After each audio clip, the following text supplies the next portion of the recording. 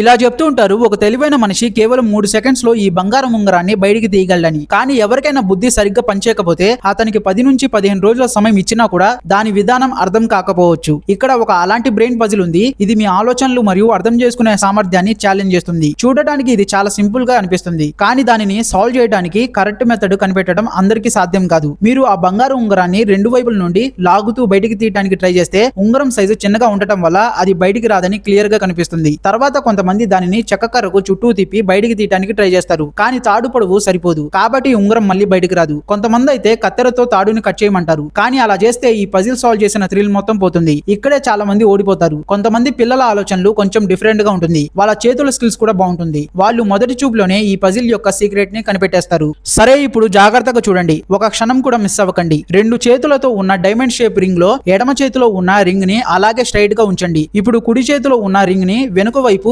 180 degrees rotate చేయండి. అలా చేయగానే బంగారు ఉంగరం 2 ఎర్ర తాడుల క్రాస్ అయ్యే ప్లేస్ లో ఇరుక్కుంటుంది. ఇప్పుడు 2 చేతులను మెల్లగా ఒకదానికి ఒకటి దగ్గరికి తీసుకురండి. 2 రింగ్స్ దగ్గరికి వచ్చిన వెంటనే ఆ స్పెషల్ ట్విస్ట్ మరియు పొజిషన్ చేంజ్ వల్ల బంగారు ఉంగరం ఆటోమేటిక్ గా కింద వైపు స్లైడ్ అవుతుంది. ఇప్పుడు పైన ఏర్పడిన ఓపెన్ స్పేస్ నుండి బంగారు ఉంగరం బయటికి తీసేయండి. అంతే, మీ పజిల్ సాల్వ్ అయినట్టే. బంగారు ఉంగరం కూడా బయటికి వచ్చినట్టే.